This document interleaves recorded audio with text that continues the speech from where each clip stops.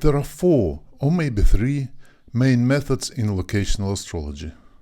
I'm saying maybe 3 because classical relocation and astrocartography are often discussed as separate methods, and they're different, of course, but they are based on the same set of ideas.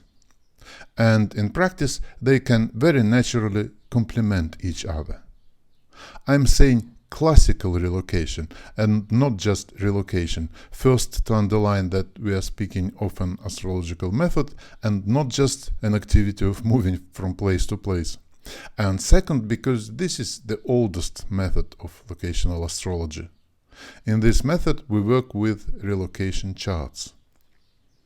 Astrocartography is actually an extension of the ideas of classical relocation that was introduced in the 20th century and became widely available thanks to Jim Lewis and the arrival of personal computers.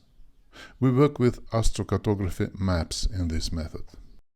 Another method, local space, is based on a very different set of ideas compared to classical relocation and astrocartography.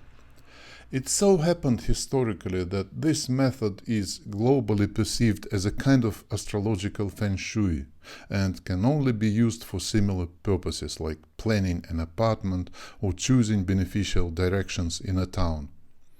In reality, these feng shui-like applications are only a tiny bit of what this very powerful method offers to us, and some of its offerings are unique to this method.